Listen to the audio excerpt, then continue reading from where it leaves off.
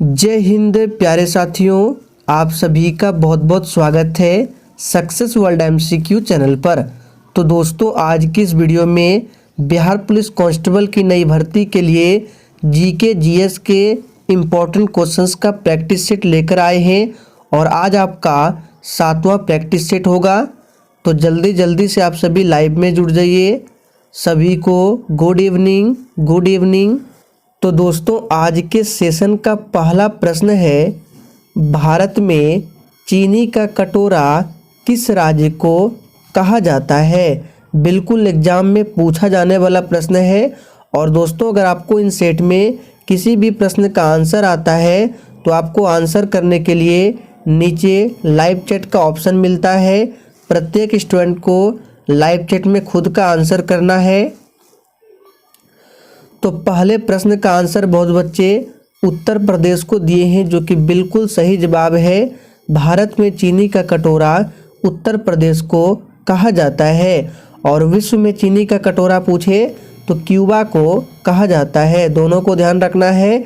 और जूट का सबसे अधिक उत्पादन पूछे किस राज्य में होता है, तो ये पश्चिम बंगाल में होता है। सोयाबीन का सबसे अधिक उत्पादन पूछे मध्य प्रदेश में होता है। गन्ना का सबसे अधिक पूछे तो उत्तर प्रदेश में होता है। दूसरा प्रश्न है, किस राज्य का लिंगानुपात सबसे अधिक है। चलिए आप सभी दूसरे प्रश्न के लिए फटाफट से आंसर कीजिए।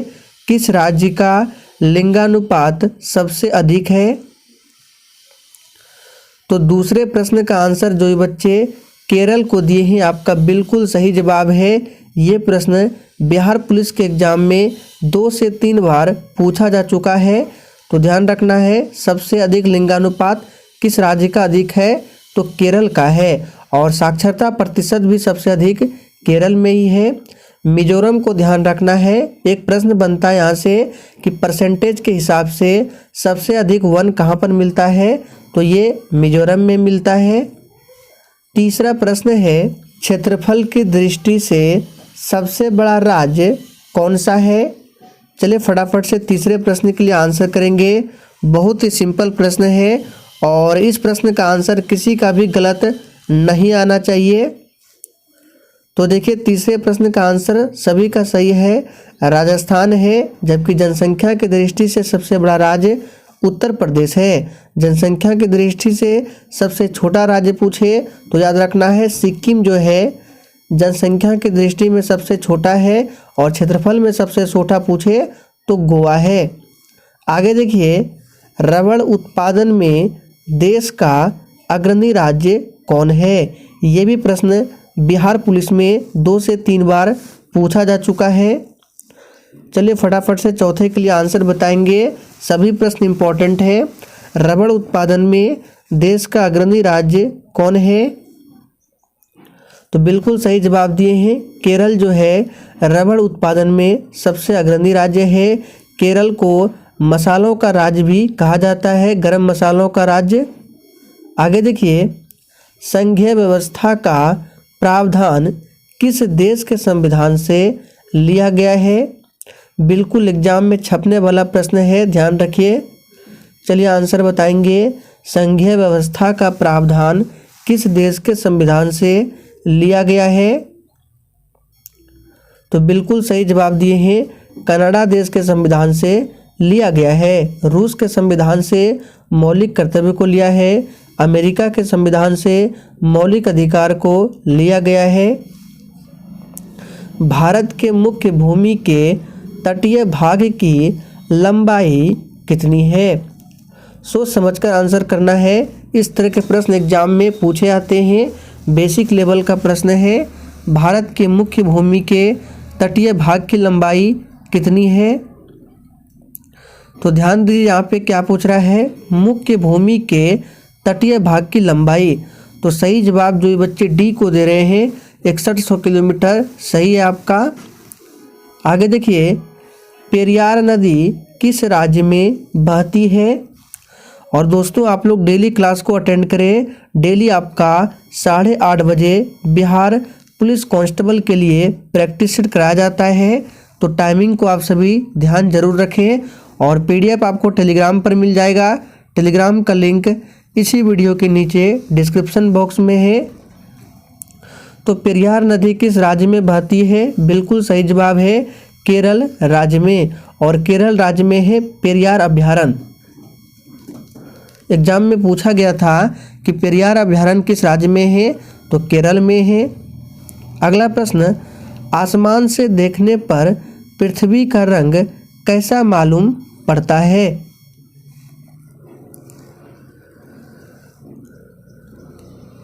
तो 8वें प्रश्न का आंसर जो बच्चे नीला को दिए हैं आपका बिल्कुल सही जवाब है। अगला प्रश्न है, हिंदी भाषा का प्रथम महाकाव्य किसे कहा जाता है? चलिए 9 के लिए फटाफट से आंसर करेंगे। मोस्ट इम्पॉर्टेंट प्रश्न है, हिंदी भाषा का प्रथम महाकाव्य किसे कहा जाता है? तो याद रखिएगा पृथ्वीराज रासो को कहा जाता है। और भारत में पूछे कि राष्ट्रीय हिंदी दिवस कब मनाया जाता है? तो 14 सितंबर को। 14 सितंबर को राष्ट्रीय हिंदी दिवस मनाया जाता है, ध्यान रखना है। और 14 नवंबर को विश्व मधुमेह दिवस मनाया जाता है। हेलमेट कप किससे संबंधित है? चलिए 10 के लिए आंसर बताएंगे। और देखिए आपके एग्जाम में दिवस से संबंधित एक प्रश्न कंफर्म पूछा जाता है। तो दिवस से संबंधित जितने भी इम्पोर्टेंट प्रश्न आपको बताते हैं सभी को ध्यान रखें। तो इसका सही जवाब है टेनिस। हेलमेट कप जो है ये टेनिस से संबंधित है। अगला प्रश्न, आधुनिक रूस के निर्माता किसे कहा जाता है?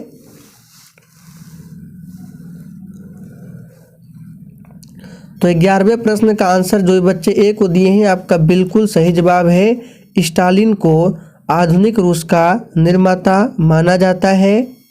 अगला प्रश्न, ऋग्वेद का हिंदी में अनुवाद किसने किया था? चलिए 12 के लिए फटाफट से आंसर बताइए। ऋग्वेद का हिंदी में अनुवाद किसने किया था? तो बहुत बच्चे दयानंद सरस्वती को दिए हैं जो कि बिल्कुल सही जवाब है।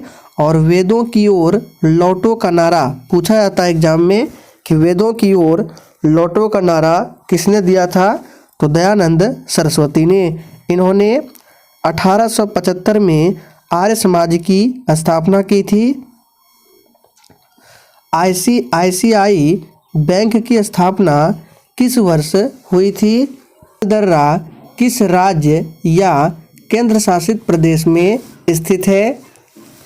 चलिए 14 के लिए फटाफट से आप सभी लाइव चैट में आंसर देंगे।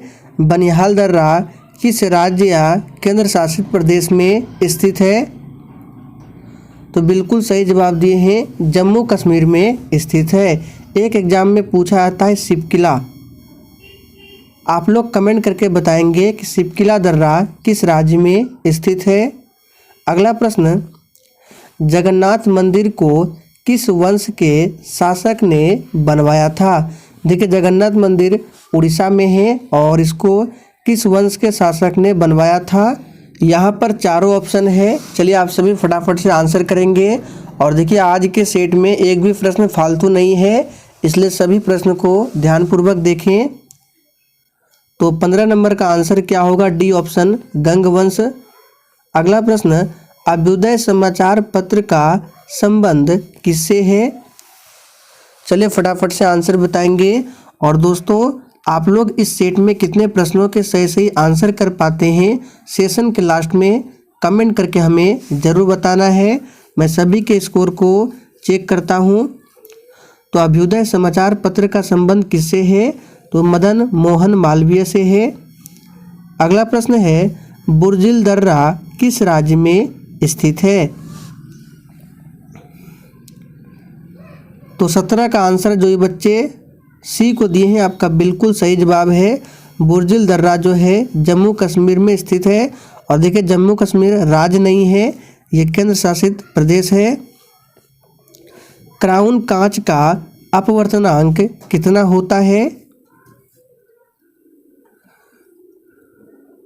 तो देखिए इसका सही जवाब क्या होगा? 1.52 ये क्राउन कांच का अपवर्तनांक होता है। और कल के प्रैक्टिस सेट में हमने देखा था 1.33 ये पानी का अपवर्तनांक होता है। 2.42 ये हीरा का अपवर्तनांक होता है। तो ध्यान रखना है। राजस्थान का हृदय किसे कहा जाता है? चलिए फटाफट से 19 के लिए आंसर बताएंगे। राजस्थान का हृदय किसे कहा जाता है? तो 19 का आंसर जो ये बच्चे बी को दिए हैं आपका बिल्कुल सही जवाब है, अजमेर को कहा जाता है। LIC की स्थापना किस वर्ष की गई थी?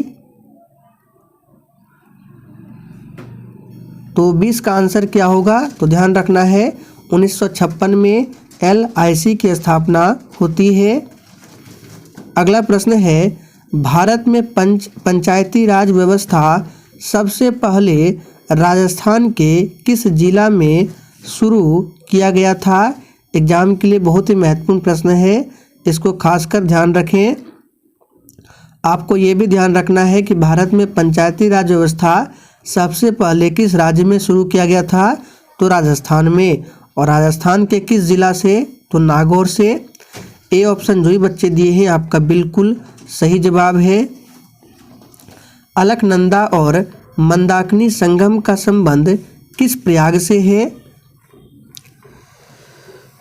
चलिए फटाफट से आंसर बताएंगे, बिल्कुल टॉप लेवल का प्रश्न है। अलकनंदा और मंदाकिनी संगम का संबंध किस प्रयाग से है? तो देखिए 22 का आंसर होगा डी ऑप्शन, रुद्रप्रयाग है। ध्यान रखना है, अलकनंदा और मंदाकिनी के संगम को क्या बोलते हैं? तो रुद्रप्रयाग कहते हैं। IDBI बैंक की स्थापना किस वर्ष की गई थी? चलिए 23 के लिए आंसर बताएंगे। और दोस्तों अगर आप लोग लुसेंट बुक से GK GS का प्रैक्टिस करना चाहते हैं तो आप लोग मेरे दूसरे चैनल को सब्सक्राइब कर सकते हैं। उस चैनल का लिंक आपको इसी वीडियो के नीचे डिस्क्रिप्शन बॉक्स में मिल जाएगा। और इसके साथ में अगर आप लोग वीकली करंट अफेयर्स की क्लास करना चाहते हैं तो डेली संडे उस चैनल पर वीकली करंट अफेयर्स का क्लास भी कराया जाएगा। इसलिए आप लोग उस चैनल को सब्सक्राइब करके और साथ में बेल आइकन को जरूर प्रेस कर लेना है ताकि आपसे एक भी सेशन मिस ना हो। तो 23 का आंसर क्या होगा? C option 1964। भागीरथी और अलकनंदा का संबंध किस प्रयाग से है? चलिए फटाफट से आंसर बताएंगे, बिल्कुल टॉप लेवल का प्रश्न है। भागीरथी और अलकनंदा का संबंध किस प्रयाग से है? तो सही जवाब है देवप्रयाग से है। ध्यान रखना है।